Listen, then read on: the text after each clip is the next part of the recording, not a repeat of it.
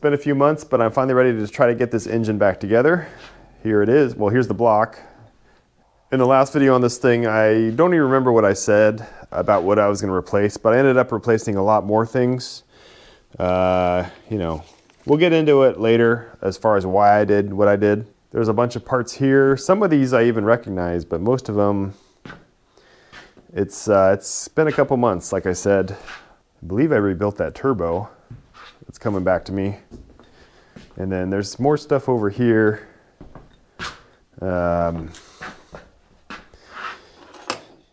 You know, here's the block back from the machine shop. And it's still got that white residue. It's from the jet washer. It's just soap, which it comes right off. You can probably see it there. So we got new liners in. Now these come pre-honed, so I can get a good angle here. Yeah, a little bit of lint in there, but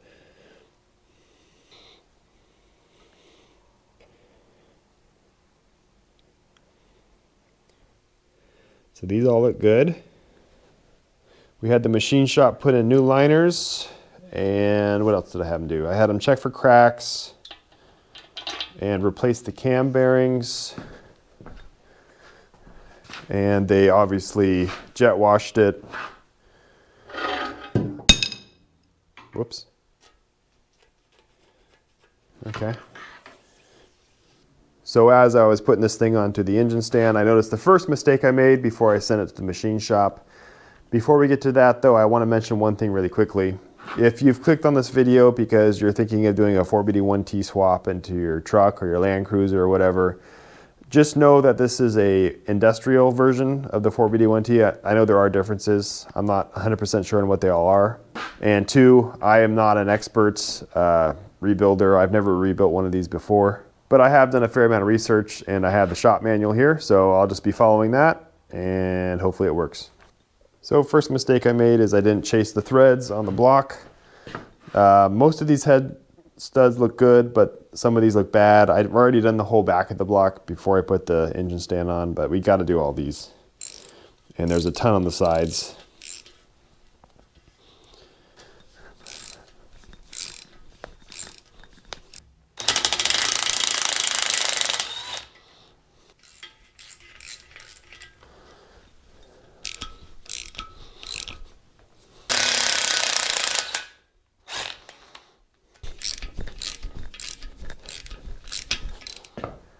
Okay, only probably about, I don't know, maybe 3,000-4,000 more screw holes to chase. Most of them actually look pretty clean, so I'm not going to complain too much, but it would be nice to have them all cleared out so everything goes together well. Anyway, I'm going to do it off camera. This is really boring, so I'll catch you once I'm done. All right, well that took forever, but I got them all done. Except for there's a couple bolts like up here where they're not even used, they're just blocked off, so I didn't do those obviously, but everything else is done. Just one other quick note, for all these holes, I used just normal taps, except for the head bolts. I happen to have a set of thread chasing taps for these that actually fit. So the purpose behind those is they don't remove any additional metal out of the bore, they just clean it, which is probably important for the head bolts, but for everything else, all I had was just normal taps. Anyways, the next mistake I made, and this is probably the most important one, is, well, first of all, I meant to remove this, which I did not do. I have a new one. This one is kind of, you can see a little mark. These are pretty cheap. So anyway, there's that plug behind it. And then there's another plug back here. I believe this is the main oil gallery that supplies all the main bearings with oil through the crank. This was a huge actually overlook on my side because this is the most important thing to get cleaned out. The jet washing process really helps with that. I am going to wash this block again, obviously, but every little bit helps when you're cleaning it.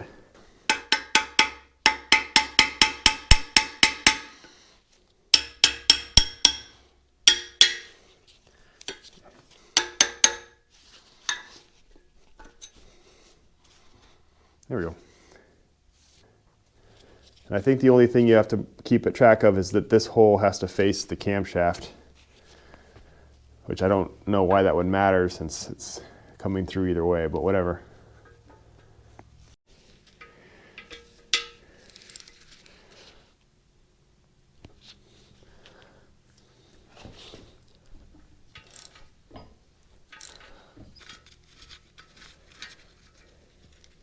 Oops.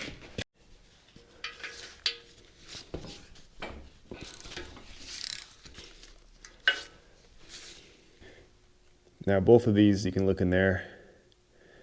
I think that's old thread sealant. You can see that up in that hole right there. I'm pretty sure that's thread sealant, so I'll make sure to brush that out. I can't really get a tap in there. I don't even think I have a tap that size. All the way. Yeah, I see some stuff in there. I believe I did notice one additional plug in here somewhere. Right there next to that oil squirter hole. I believe that's the last one. Looks like a 1/4 inch. This is a 5/16.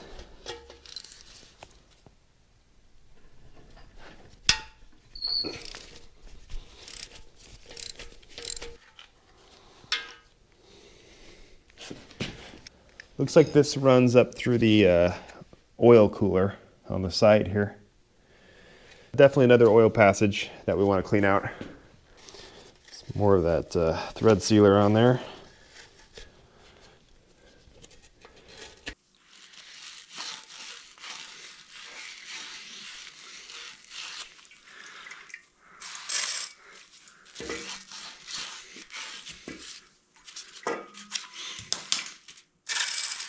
Okay, and the final mistake, at least the one that I'm aware of, is I didn't really clean off these gasket surfaces. This one actually doesn't look too bad. It does look rough, but there's still a lot of dirt in there. So I need to prep that better. I think this face looks okay, but there was a really bad one. Where was that? Oh, right here. This is, the gasket's still on here. It's not even gone. That's fine. I'm not going to fix that till right before I wash this thing. You can look here, which this one looks mostly clean, but then you start doing that. He did prep the deck. He always does. I asked him to. These are just stains. I've already been over this, so I'm not going to touch the deck at all. It's all ready to go, but everything else needs to be fixed. All right, we're kind of getting way ahead of ourselves here, but let's talk about the fuel injection system really quickly. In a previous video, I had gotten these injectors rebuilt by a shop, and based on the condition that they were in, I figured it would be a good idea to have the shop look over the injection pump, make sure it's in good condition. And I brought it in there. A lot of stuff happened. Let's just, maybe we should just show what happened. So here's the injection pump now. I'm gonna admit this doesn't look that good, but hear me out. So basically what happened is the shop came back to me and they quoted me, I think it was like $2,400 to fix. They had gone over it and it doesn't look, I mean, just at first glance it doesn't look terrible to me, but they had said it was pretty worn out. And to bring it back up, they basically have to replace all the internal stuff because they said there was water damage in it, which is completely believable because there was a ton of water in the diesel. I'm not sure what all this stuff is. This kind of looks important. So anyway, I went out and looked for another core that could be rebuilt and I could not find one. They couldn't find one. So I wasn't really sure what to do. I mean, $2,300 that's like undercarriage money. That's pretty serious. I mean, I could probably get a whole nother working engine for that much. Anything important in here? What's this? Some kind of roller? I don't really see like rust on everything. What is all this stuff? So anyway, I got a hold of Area Diesel and I kind of told them the situation. If they had any cores that laying around that they might, that would fit this. If I understood their idea correctly, they're going to take another Zexel pump like this. It's a different part number. And then you can swap some of the parts from this over to that one to kind of make that one into this part number. I mean, as far as the specs, I don't know. I'm not an expert on this, but it seems like a good idea. Okay, so here's the camshaft. They told me this was all pitted from rust and water damage. I don't really see, I don't know, it doesn't look that bad. But maybe it's out of spec. I mean, this is kind of a higher hour, so maybe it's out of spec. I see a pit right there. That doesn't look good.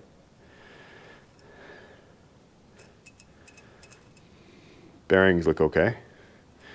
I'm not sure what the other wear items are on here. Anyway, not my problem. I think a couple of these items I should probably wrap this up so it's not rattling around in here.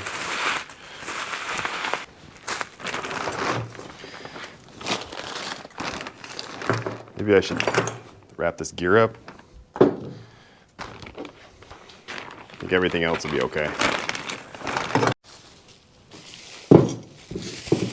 I don't know.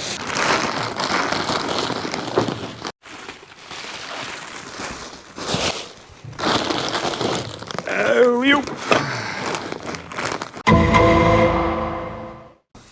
All right, just got the box back. I'm really excited about this actually because I was very concerned about what I was going to do for my injection pump. Wow, they even painted it. Dude, this thing looks nice. Oh, I think these are the bolts I used to cap it off originally. They included those. There's 4 bolts and nuts that appear to be glued together, potentially. Don't know. They've got some type of secret shmoo.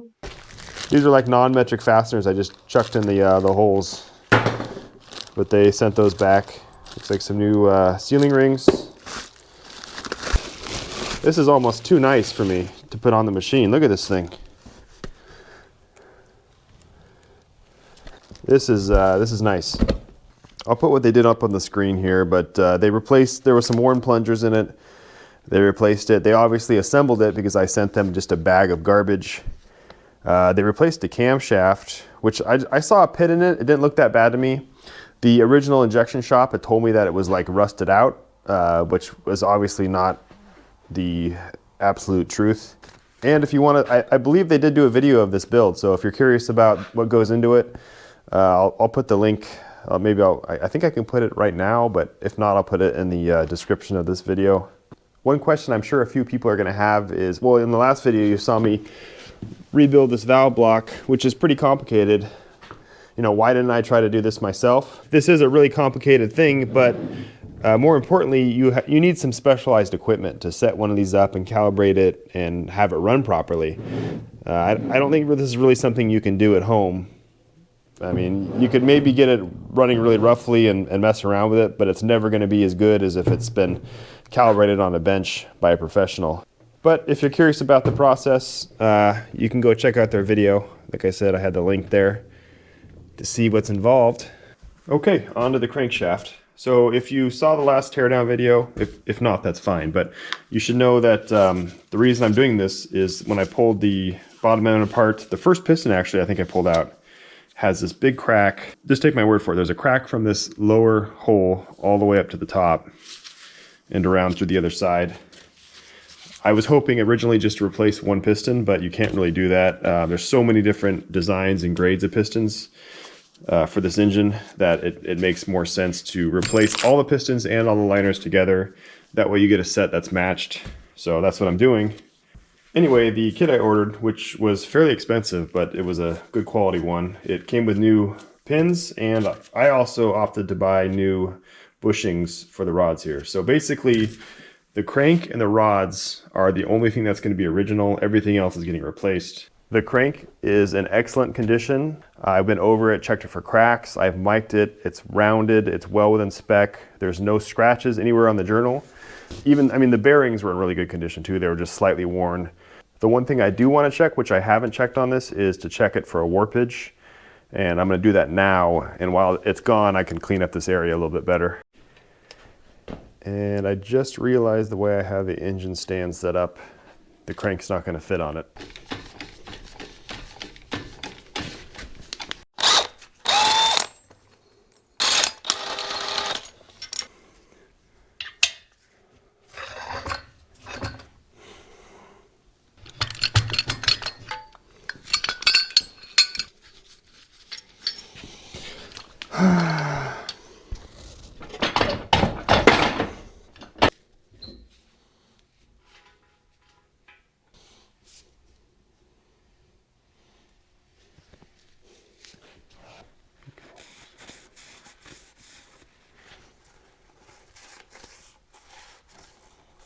gonna put a couple old bearings in.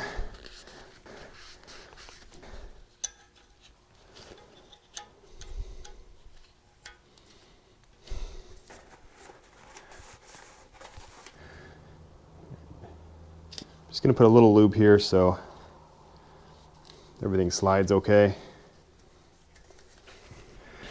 Oh. Why they gotta make this so heavy?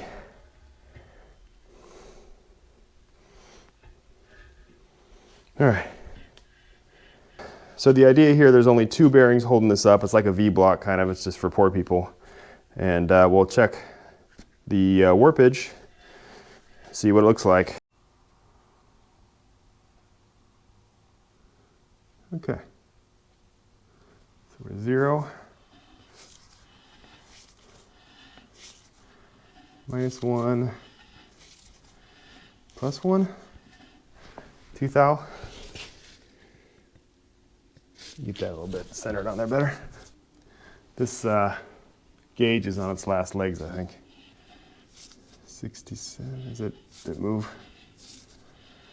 Okay, so it's about 2 thousandths. I think that's well within spec. Let me check what it is.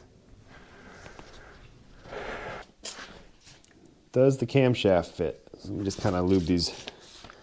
So I already mic'd this camshaft out. It's perfectly in spec. The old one had very worn out lobes, and the bearing surface was also pretty rough on it. I would have had to get oversized bearings. So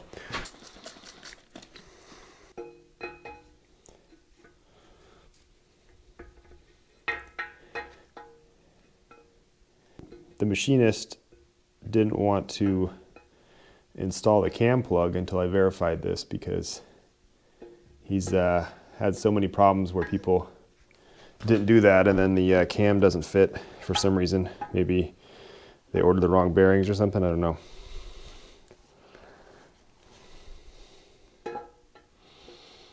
Easy.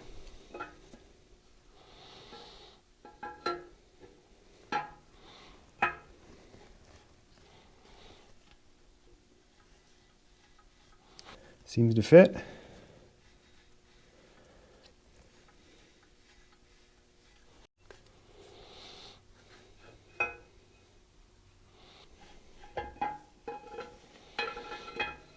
Here's the old versus the new cam.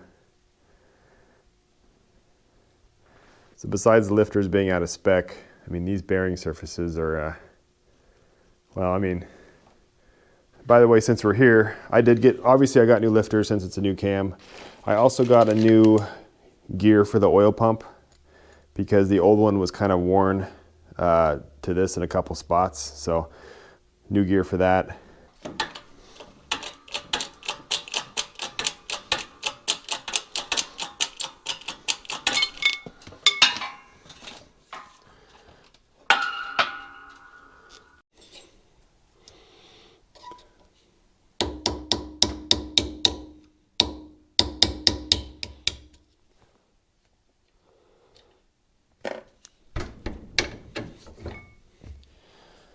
All right, let's see how clean this cam is from the factory.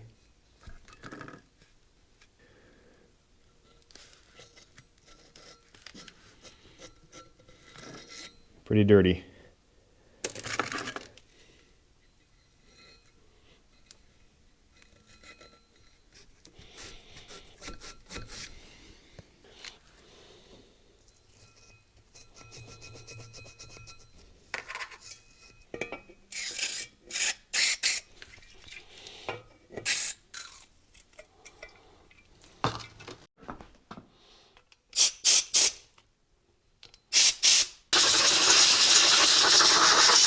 I will do one final cleaning of this thing before I install it, but this is good enough to get the gear installed, I think.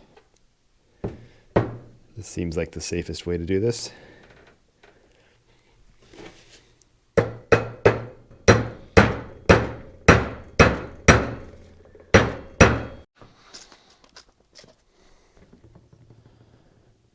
This goes on there.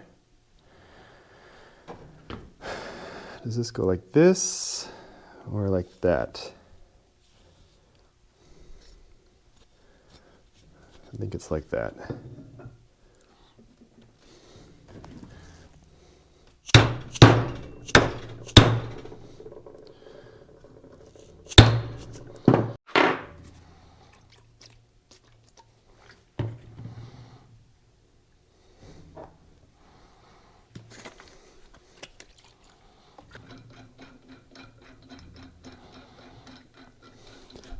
So I'll torque this down once it's installed. Kind of the way to track it is every fastener that's going on the engine is going to get a mark, a paint pen mark on it. So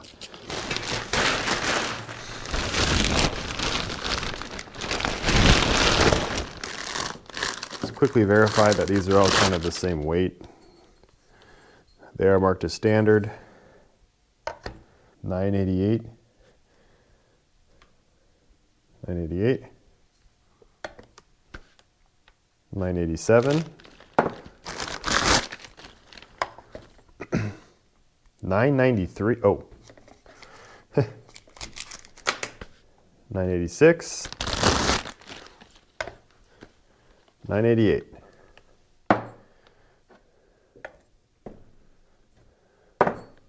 This was 987. Oh, that one's 988 now.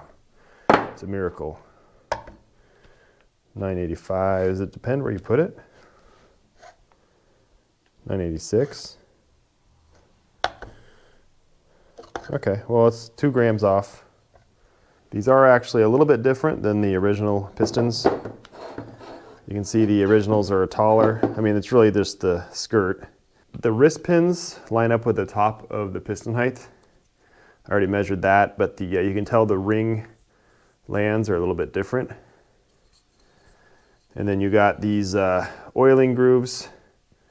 So the new one just has the 4. So they have more holes on the OEM piston that come out here. I'll probably get the cylinder wall.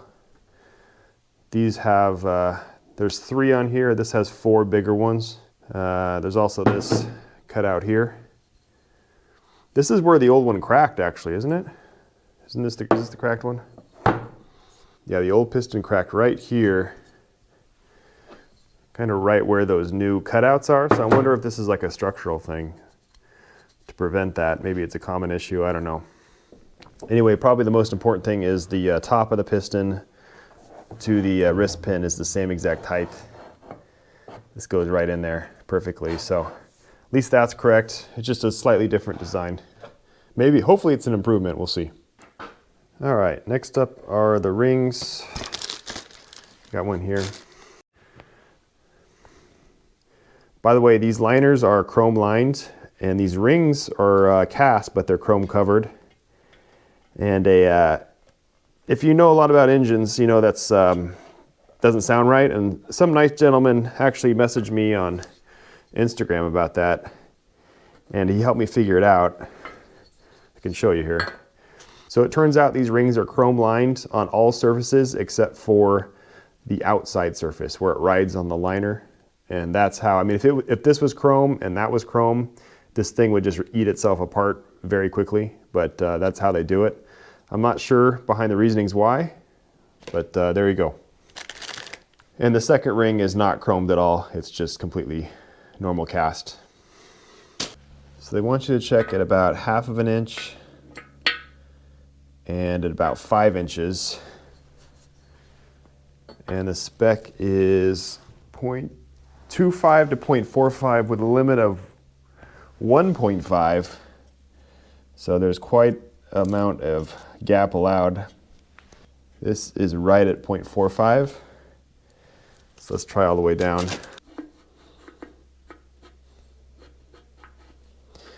Guess I don't really have to worry about the aluminum scratching the chrome here.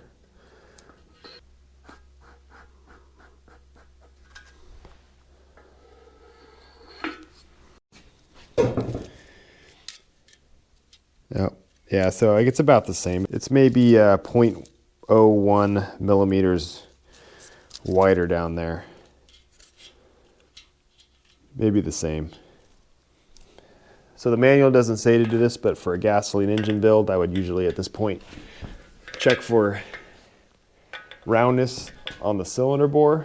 So I take a light and I shine it, and if I see any light coming between the ring and the cylinder, then you know you have a problem. But that actually looks really good.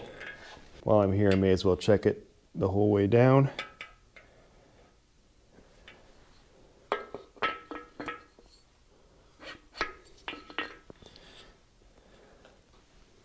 I'll also check the ring gap all the way down. Make sure there's no warpage anywhere. Looks good.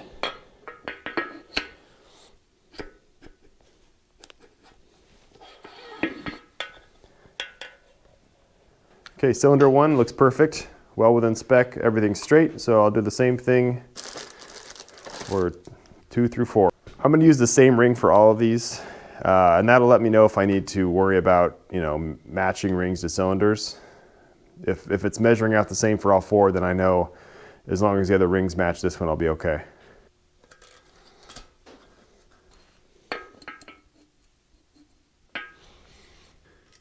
This one's a little bit tighter than the other one.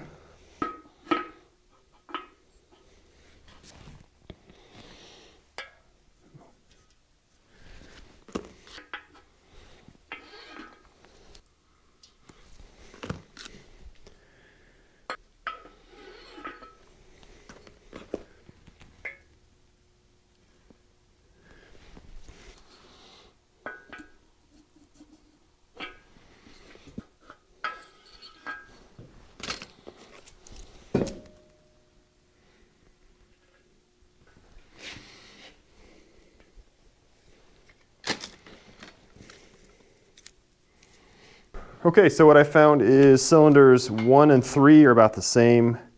2 is a little bit tighter, and then 4 is a little bit looser. So I'll compare the OEM rings here and kind of maybe pick out the best ones for each cylinder. It really doesn't matter too much, they're all within spec either way.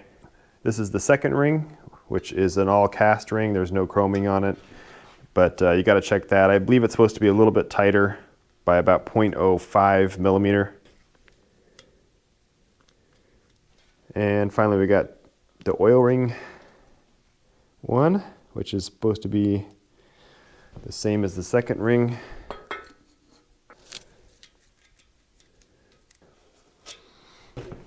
Now I'm just going to repeat this on cylinder 1 with the rest of the rings, and we'll make sure everything looks good.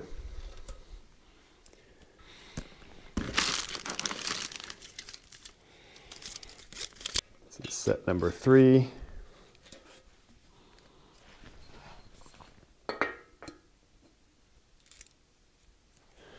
Yep. Ooh, that one's tighter.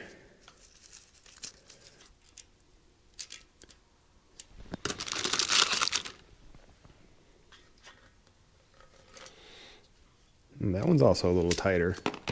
So I think I'll put this ring set on number 4 since that was the tighter cylinder.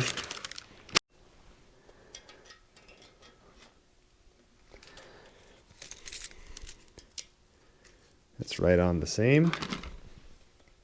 Actually, the last set I measured was also a little bit tighter, so I'll put that on 1 or 3 since 2 was the tightest one. I mean, it doesn't really matter. I'm really nitpicking here, but whatever.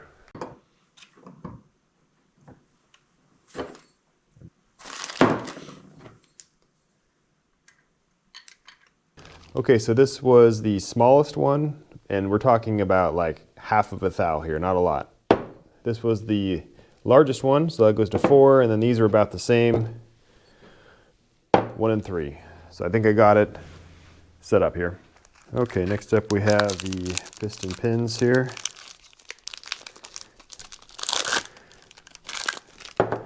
I don't know about you guys, but I've gotten a lot of bad quality parts in the last few years. I feel like QA is just not doing it anymore for some of these companies.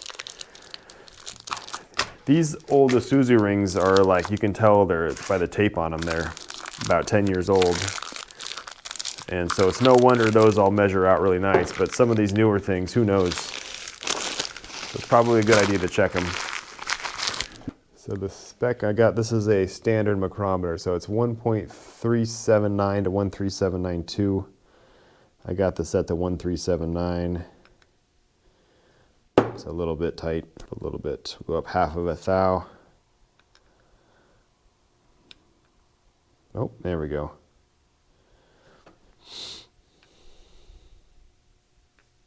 That's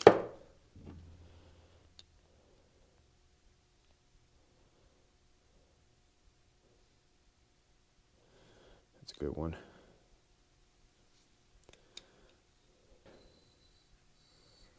It's a pretty good fit.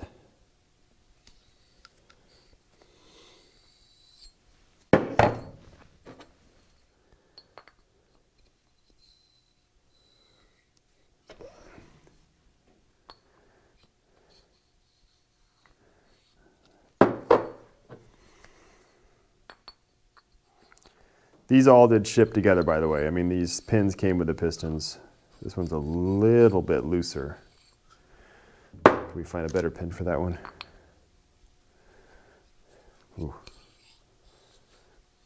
That one's actually better.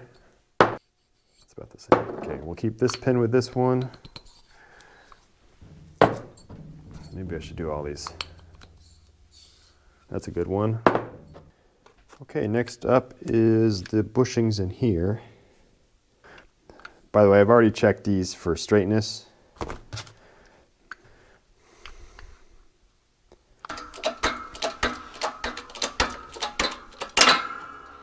Nice. Uh-oh.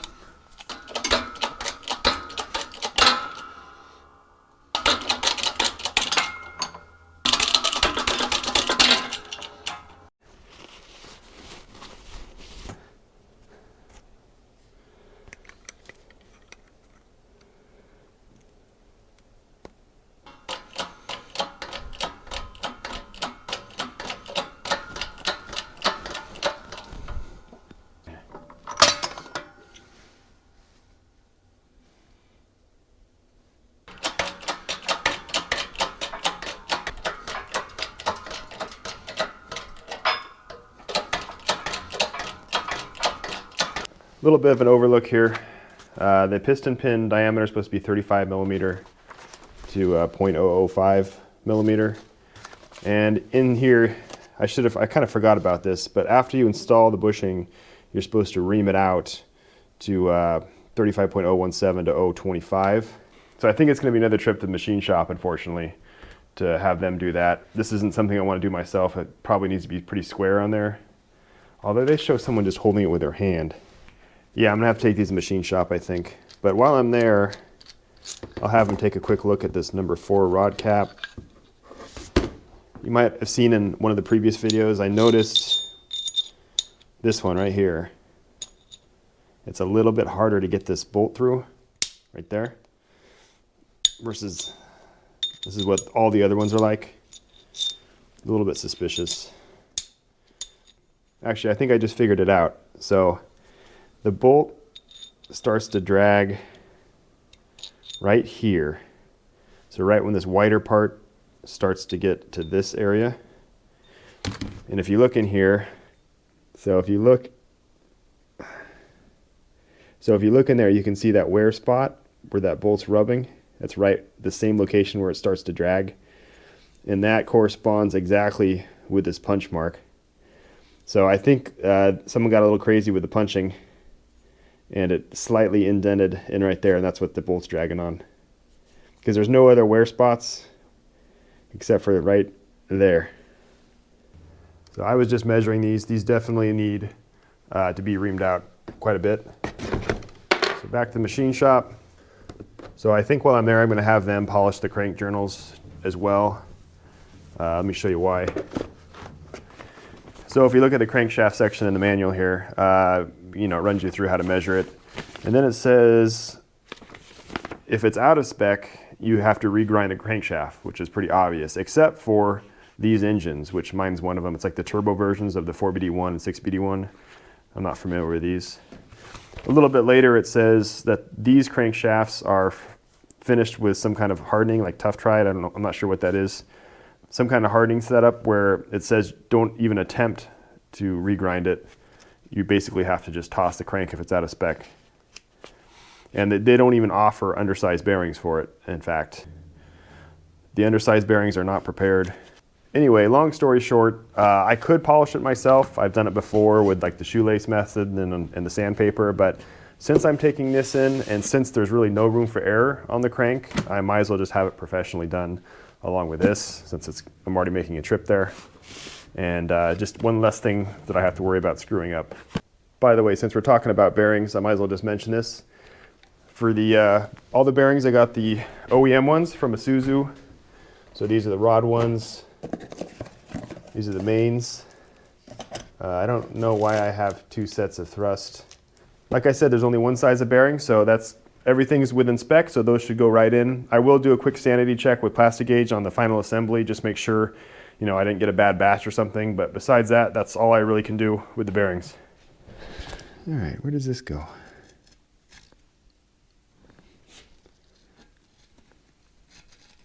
Put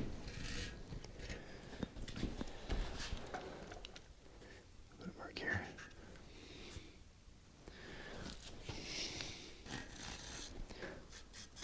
Nope. Goes right there.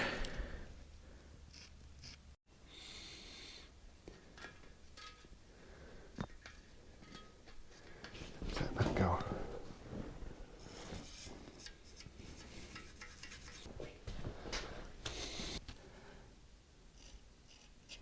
Does that go in here? Oh yeah, that's that one.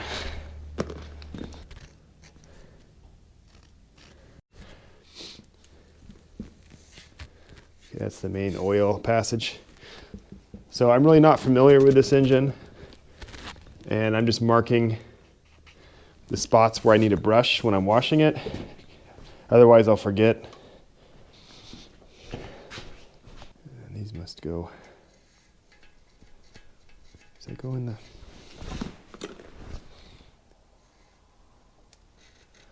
There it is. Okay, that's a tight passage.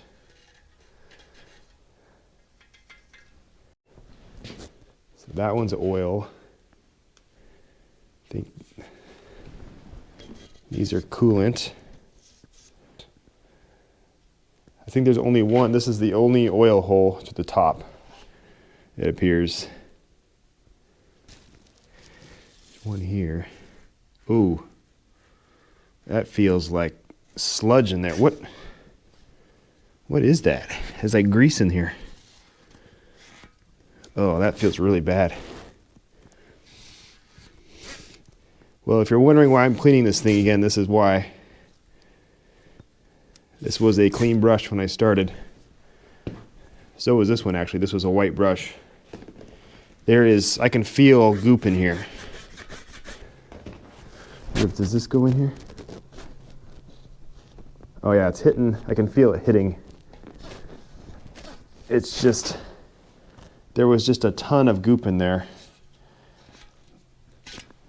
Another spot to put the brush in.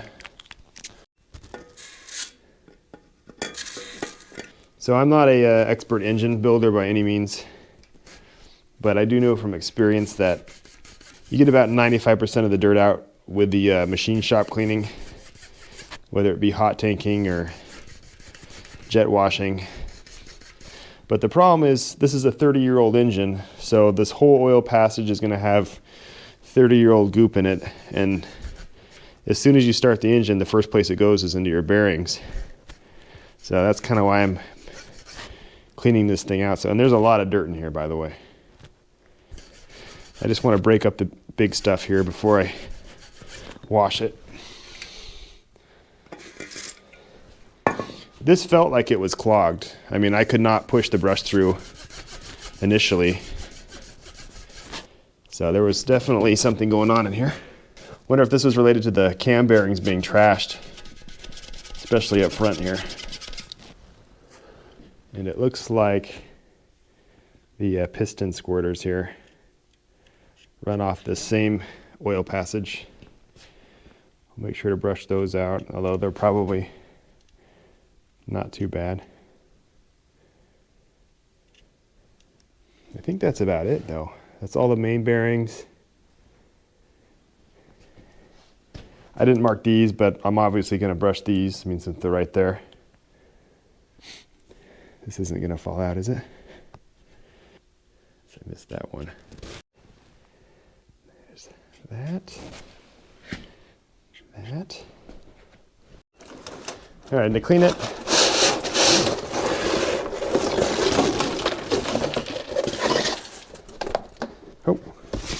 these are just brushes. They're all specifically made for this.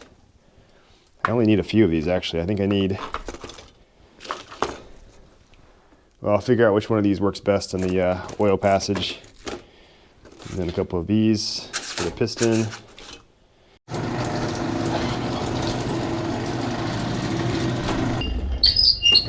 That's painful.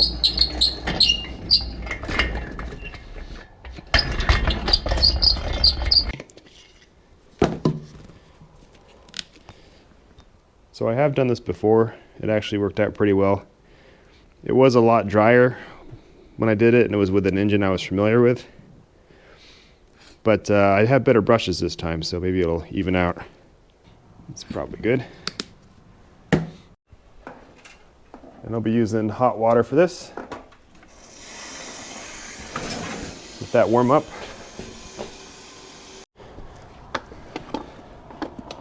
Forgot my headlamp. I should probably get it, huh?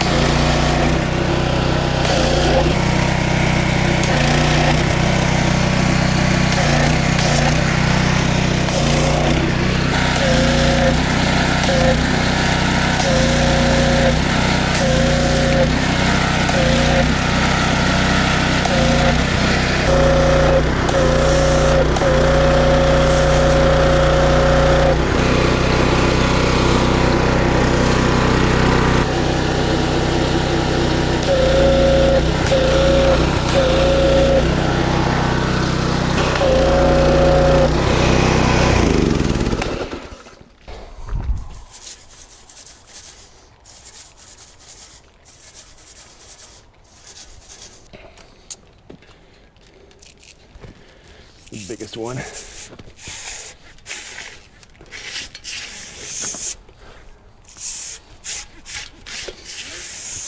least it's hot water, so when it sprays you in the face, it feels warmer.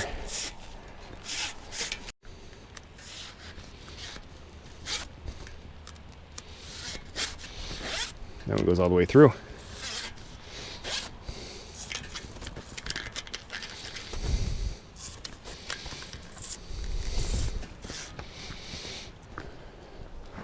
Let me hit this one again, now that I just did those.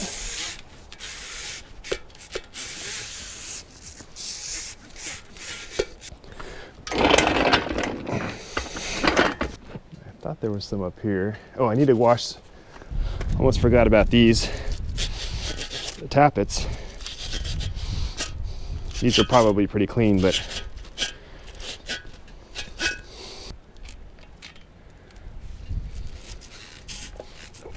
that one's too big. Uh-oh. Come on. Not good for the brush.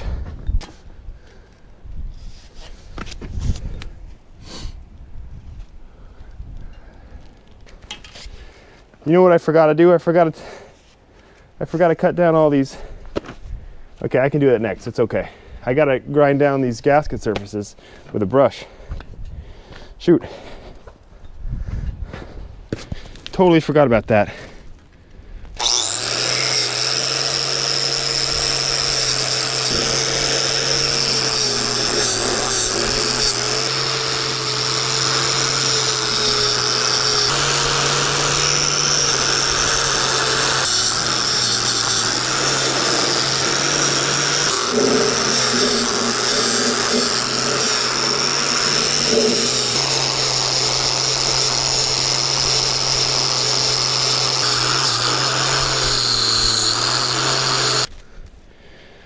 All right, well, it's only 9:30, plenty of time to clean this thing again. Now that I've gotten it all dirty.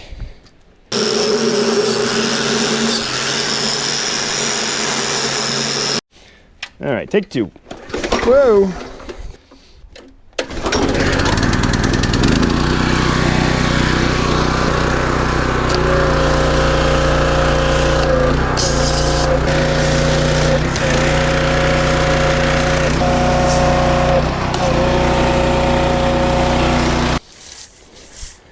Fortunately, these liners are chrome, so they won't rust immediately. But I do need to get WD-40 on some of this stuff pretty quickly here once I'm done.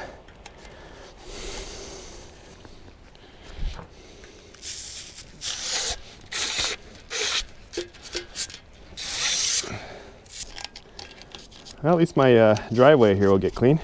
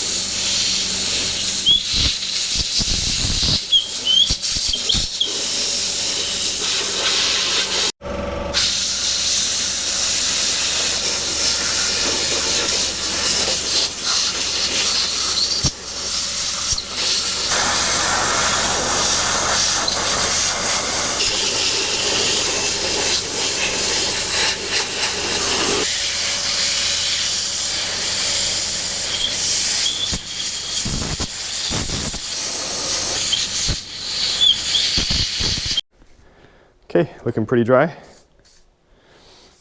Just don't want this to rust before I use it again. Not too worried about the cylinders, but the gasket surfaces.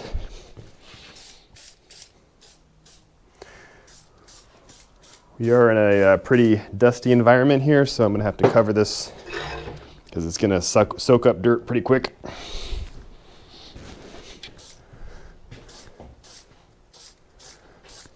And the lifter valleys. Don't want those to rust.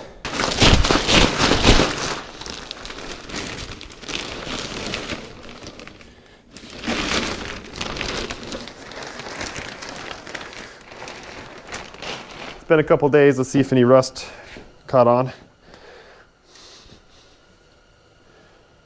That all looks really good. Looks good.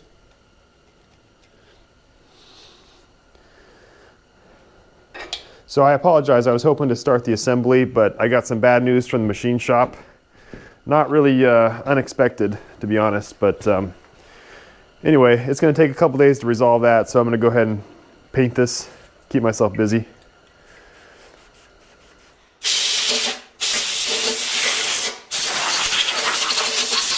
So this is a trick I learned from another YouTube channel where you prep the block to paint it just by burning off all the oil and moisture with a map torch here. So you can see I already did it here. You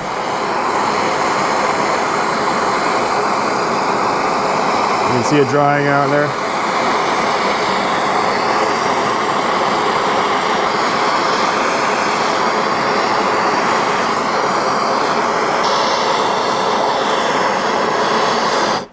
So I got this from a channel called Uncle Tony's Garage. He's kind of like an old school engine builder. Unfortunately, he's into Mopar, but you know, no one's perfect. But I have done this before and it actually worked out really well. So.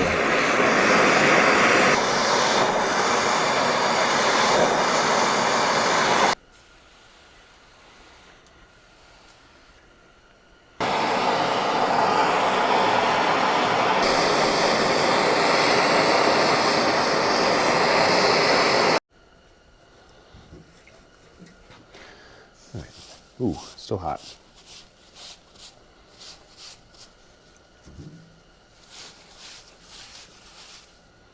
Pretty clean.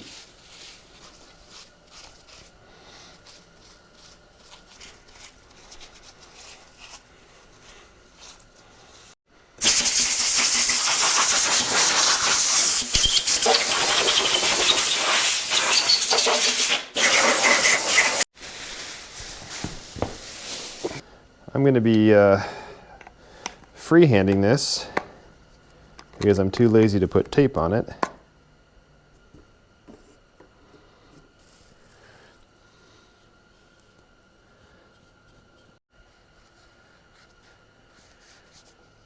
Smaller brush definitely would have been nice, but this is going to work.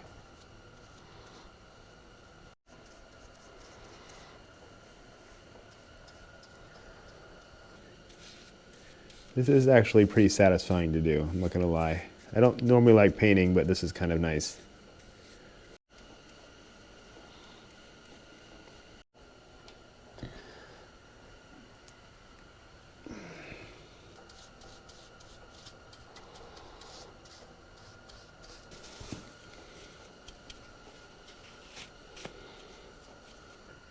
By the way, all I'm using is Rust-Oleum Rusty Metal Primer. That's kind of what Uncle Tony had used. I know it says it only works up to 200 degrees, but you know, the results will speak for themselves, I think. And you can see how little I used. So this is a very cheap paint job. It's been really cold out here today. I think everyone in the States has gotten cold weather. What is it? Yeah. On the floor, what's it outside? Yeah, this is pretty cold Celsius. So this might not be too cold if you live in Canada or the Midwest, but for out here, I haven't seen it this cold since I was a little kid.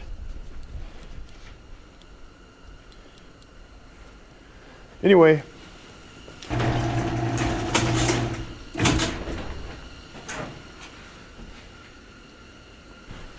so this looks pretty good. So I want to prime that, the bell housing, and that,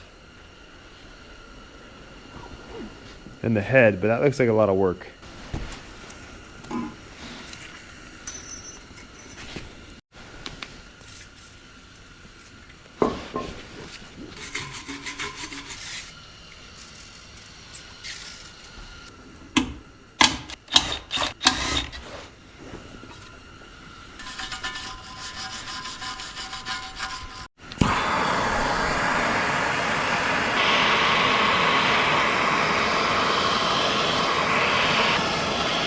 Here, dog, you're gonna catch on fire, dog.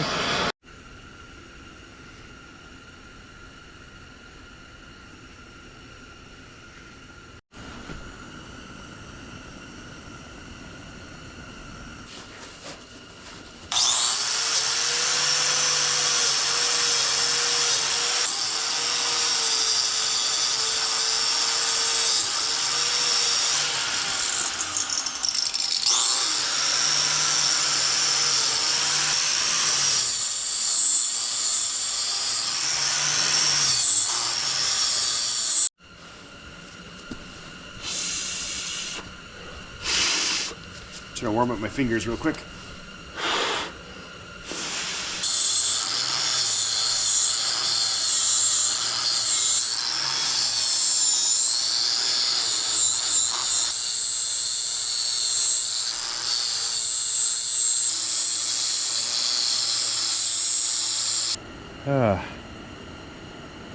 It's like 32 in here, but it's like 20 degrees warmer than outside. It makes a big difference, especially with these heaters.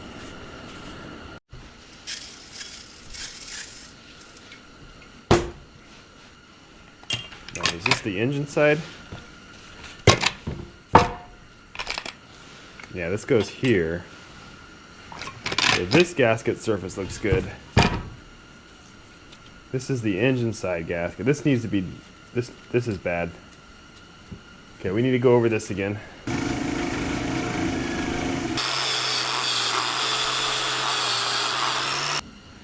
That's looking better. Gotta remelt this ice. Got the ATV started the other day. My nephew is very excited, but unfortunately that means it's right in the way of everything.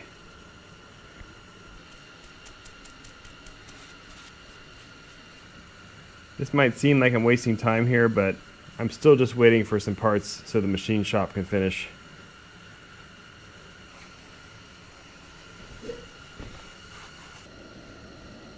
I was considering painting this thing a bright color like white, just so I could see leaks easy, but in the end I kind of just settled on the boring old original black.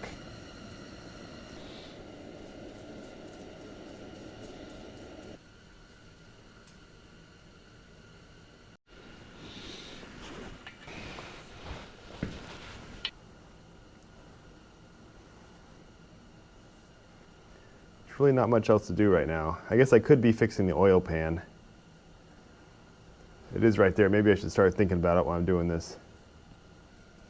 By the way, one other issue, and this probably goes without saying, but I had to shut the water off to the barn here. So I can't do anything else that involves, requires washing hands or rinsing stuff out.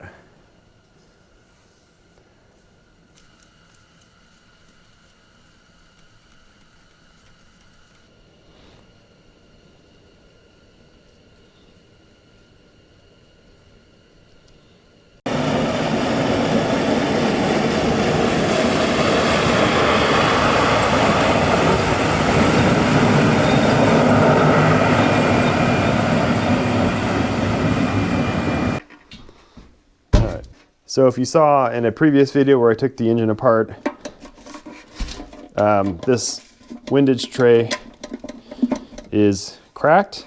I mean, it's cracked here all the way around. This piece had broken off and it's obviously been kicked through the engine a few times. I guess it went here at some point.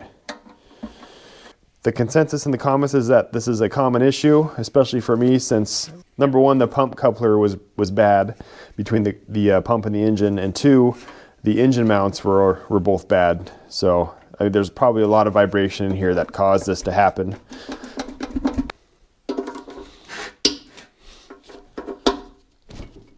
Oh my gosh.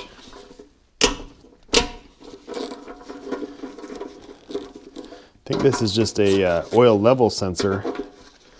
I don't believe there's a pressure sensor in this thing normally.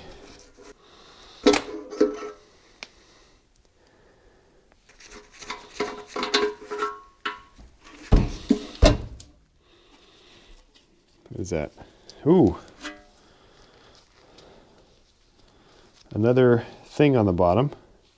I also found this thing in there. And then I cleaned this up. This actually, I think, is a magnet. Everything metal around here.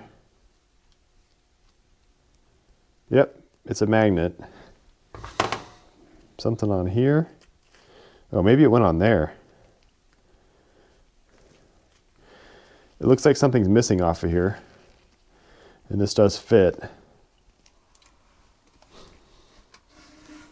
This is another piece of the windage tray.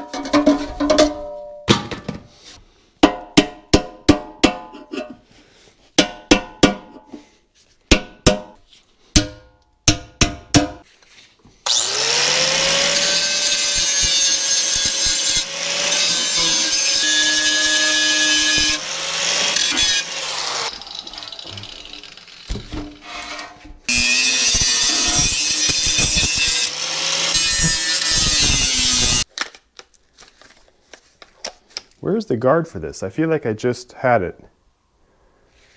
Ugh.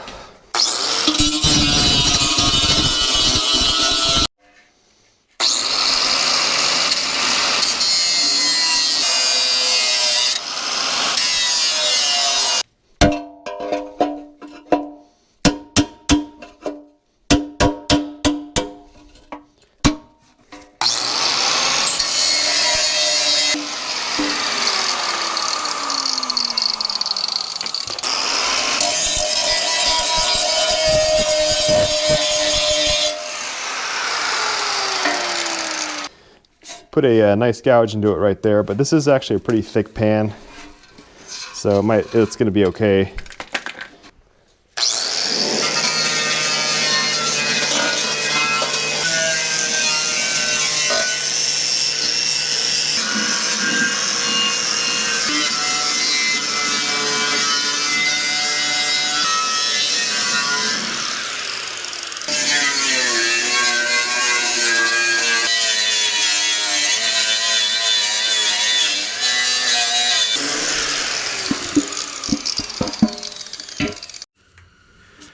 Now you can see the tacks there.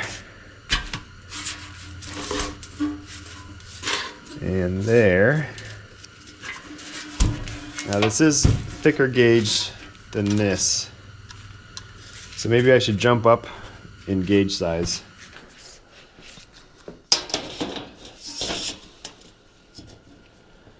So I'm going to go the next size up on thickness. Hopefully that prevents it from cracking from vibration. What was I doing, 11?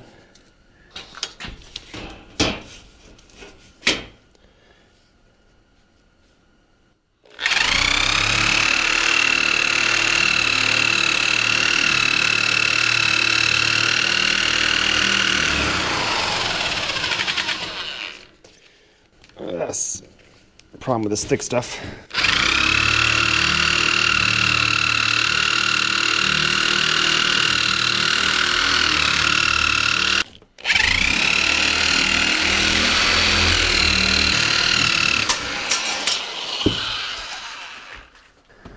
Really should have done this before I destroy the old one, but we'll do the best we can here.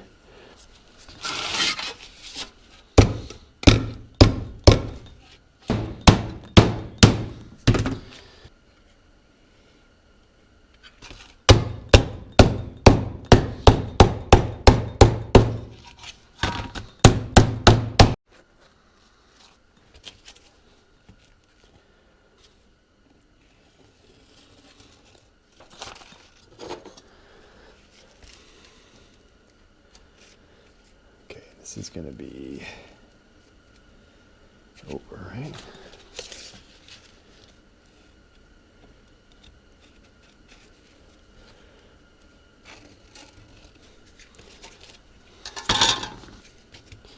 About like that. Can't find any scissors, but I do have tin snips.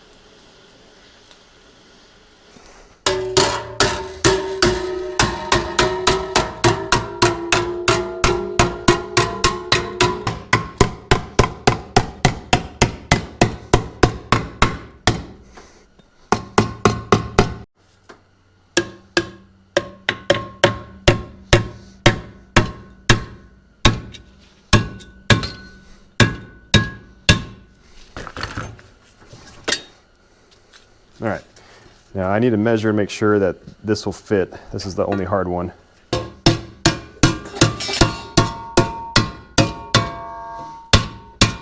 It looks uglier, but I actually went and kind of made these wings more equal. You can see the lip there where I refolded it.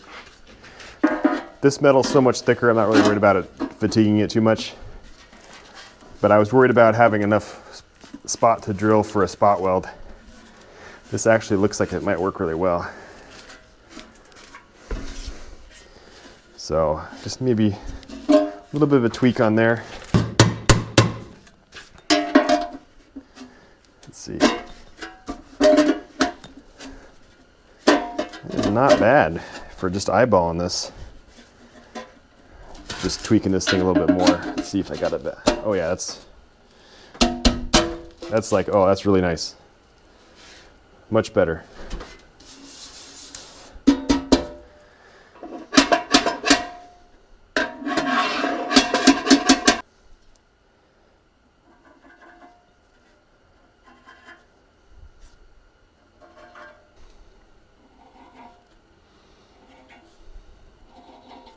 This is going to be a challenging weld to do, I think. I mean, this has been an oil pan for 30 years almost. A ton of contaminants in the metal, and any contaminants when you weld it is going to cause porousness and possible leaks. I'm going to spend a lot of time cleaning this thing, burning out the contaminants, sanding it. We'll see.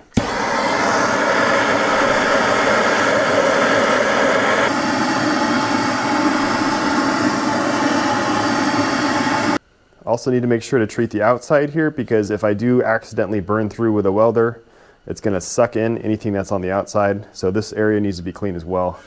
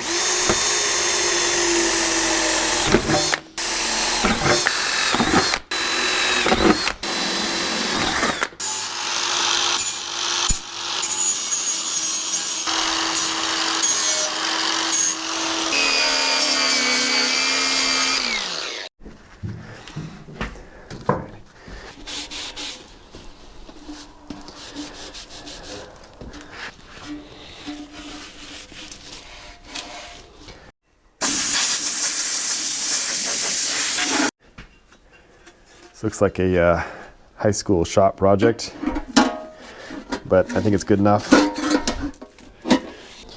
Now, if I was a responsible adult, I would wait until the crankshaft was installed before welding this, but I have actually, there's a fair amount of clearance, I'm pretty sure, so it should be okay. We'll see.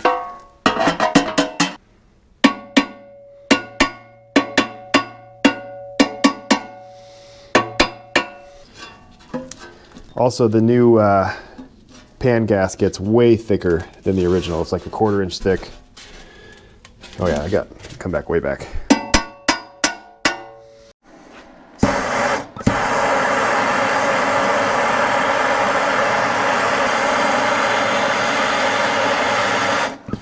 Well, my welding clamp decided to break, but that's fine. I can just use my hand to hold it down. Right, I did experiment off camera with different settings here, but I think I got a good one. Both this and the pan are about the same gauge of steel, I believe. So here we go. Oh wait, there's no clamp on here.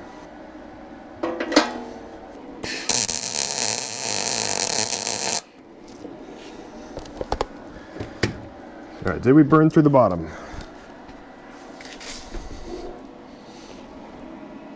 Nope, looks good.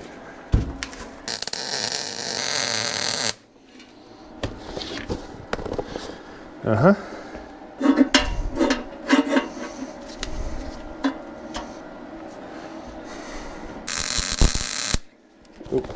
And I did not preheat over here, I just realized.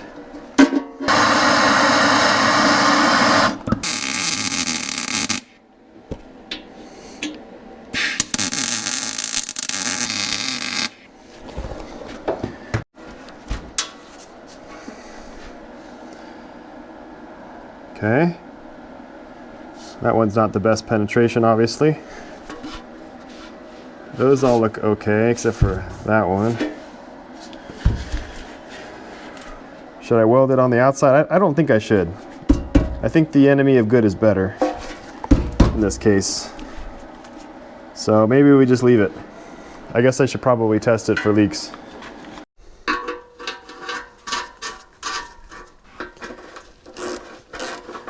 Hopefully I'm just being paranoid about this. It's just, last time I welded a fuel tank, it was thinner gauge than this, but it was a nightmare. There's a type of thing where you try to plug one hole, so you weld it, and then you check it again, and it's like leaking from 2 other places. Excuse my dirty sink, the maid took a couple weeks off. Oh, the water's not on. All right.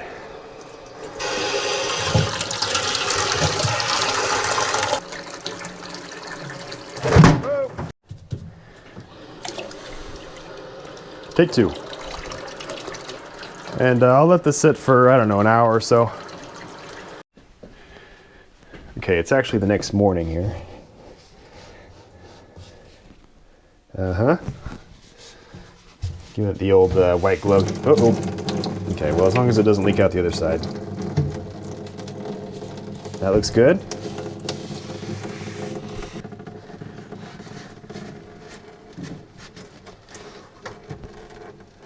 Okay, I think we've done it.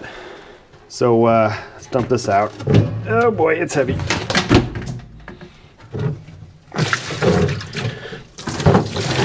Oh, that was going outside the sink. That's not good. All right. I think we'll call that good.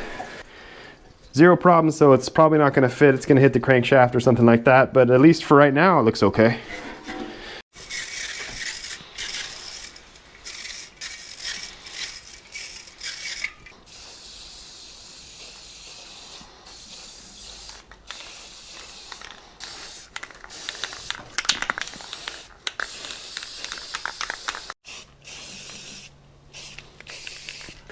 All right, well, that's gonna be it for this video. I was hoping to have more done, but I'm not sure. I have a ton of video filmed. I don't know what I've been doing for the last 3 weeks or whatever, but apparently I've done something because there's a lot of footage to edit through. So I'll just go ahead and release that now.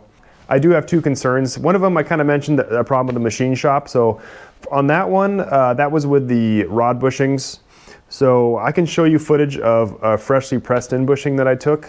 And basically there's a shell, and where it comes together, it's not connected in any way, and as soon as I pressed it in, it kind of broke apart. Now you can compare that to an OEM one. Here's an old one, and you'll see that the seam is much nicer on the OEM one. It's actually interlocked, and it won't split apart like that other one did. So I had my doubts about it. I took it to the machine shop. He looked at it and he called me and he said, this thing's garbage. Just kind of what I was thinking. So I contacted the place where I ordered it from, and they're sending me some OEM bushings, which are not here yet because of the bad weather. Apparently FedEx just is not delivering stuff last week or this week. The other concern I had was on the piston to piston pin clearance. So the new pins are they're exactly the same as the old ones. They are shorter because the piston design is different, so I can't reuse them. But the actual fit to the piston I felt was a little bit loose. Well, this one feels tighter now, but the reason I was concerned about it is if you look at the automotive spec sheet, it's kind of it's not a very clear spec. It says the maximum, I think it says something like the maximum interference fit, but then it says clearance for the number. If you look at the industrial manual, it says the maximum difference between the pin to the piston is supposed to be 2 thou, which I can tell this is well within it. I think what threw me off is when I took the engine apart, the first piston I took apart, the pin I had to knock out, but the other ones, I went back and looked at the old footage, the other ones, they just slid right out. So I'm not gonna worry about that. I think I convinced myself we're okay there.